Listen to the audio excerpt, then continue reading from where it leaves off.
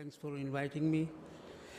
So, drug-eluting balloon is the new strategy, new hope for the SFA lesion.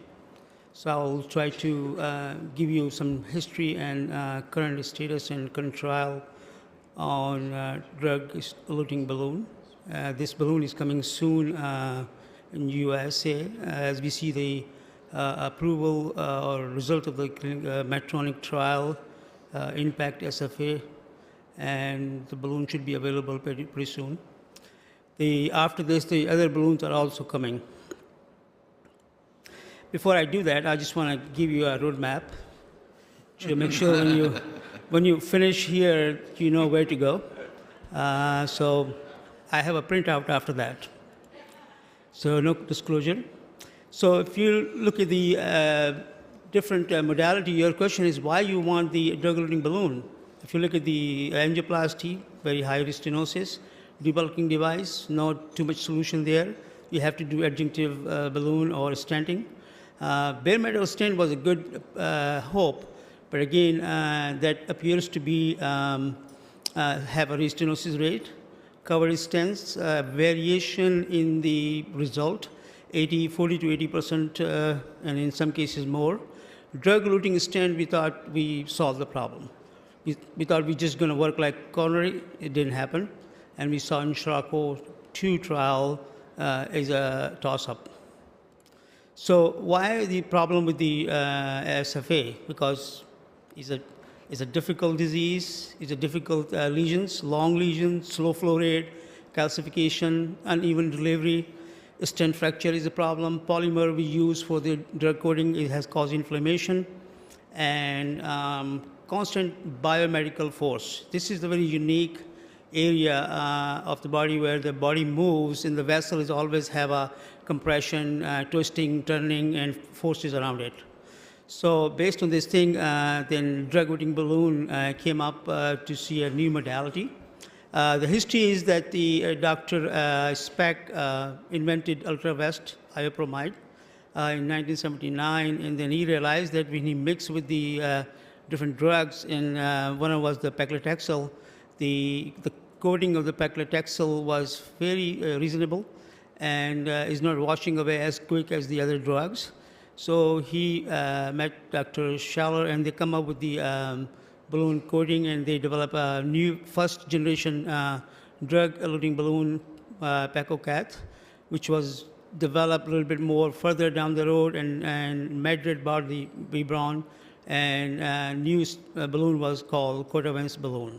So this is the history, and based on this, we have some feasibility landmark trial for drug-eluting balloon in 2008. So 2008 was the beginning of the drug-eluting balloon trials.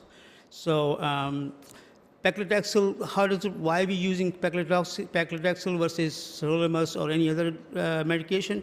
Because it's bind with the balloon and with the pacer or excipient very well, and when it exposed to the local tissue, it quickly absorbs and retain in the smooth muscle cells, which is you don't see with the other neoproliferative drug or anti-cancer drug. And even in the smooth muscle cell, it remains there for maybe 1 to 2 weeks. So it's a better drug for that. And again, we used to use, you have to have a spacer with it, some kind of agent which can separate the molecule, so you have more surface area of the drug to expose to the tissue and better absorption. So in this case, the first balloon, they use iopramide, and later on we use the other one. So you can see now we have different balloon types and different companies, some using urea, some using BTHC, and there's a new one they're using is called Shellac. So different spacer, but the concept is the same. So the two trials came along, Thunder trial and FEMPAC trial. Both were done by the same organizer. One was published in New England Journal of Medicine, the other one was in Circulation. And the Thunder and FEMPAC trial both shows 6-month and 18 to 12-month TLR, much better with the drug-eluting balloon compared to plain angioplasty. 5-year data is available on Thunder trial, which is also robust compared to balloon angioplasty. and 2-year data in FAMPAC available showing the consistent result. After that, we have some more next generation trial. Levant trial by Lutonix, and Pacifier was the first trial by Medtronic. If you look at the Lutonix trial, again, statistically significant trial for drug-eluting balloon. And Pacifier showed the same thing. Actually, 6-month data shows no significant late lumen loss in drug-eluting balloon. This was pretty impressive. And then we did the meta-analysis in the all 4 trial, which again consistent with the superiority of the drug-eluting balloon over simple balloon angioplasty. So the first trial in the USA is called IMPACT SFA trial. We just published it last month. It shows the clinically driven TLR was 2.4% compared to 20%, and it was statistically significant. And this trial got approval from FDA, and this will be first balloon available in US, Admiral balloon. And the Lutonix company is not behind. They are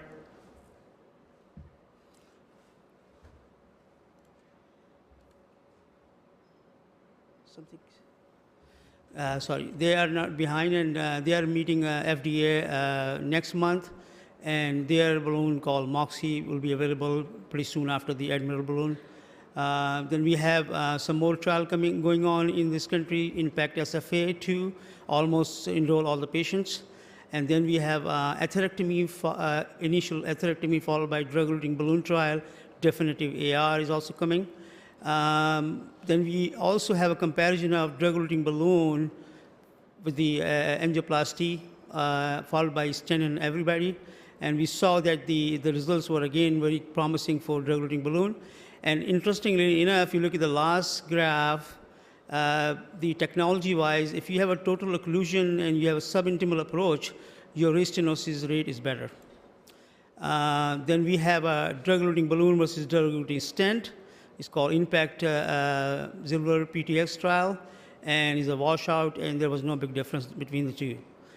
In complex lesion, if you see, it's been done in instant restenosis, fair trial, and then diabetic patient, followed by atherectomy, laser atherectomy, and instant restenosis. So they are trying these trial in multiple other modality, either debulking or complex lesion. So they are, more and more trials are coming. So in conclusion, my conclusion is the role of the drug-eluting balloon in SFA intervention is promising. Drug-eluting balloon is superior to PTA in all clinical trial. Result of drug-eluting balloon angioplasty are comparable or better than drug-eluting stent. Drug-eluting balloon are easier to use. It's cost-effective modality for both de novo lesion and restenosis lesion. Compared to stent, there's no anatomical limitation. It preserves future percutaneous and open surgery option. Thank you.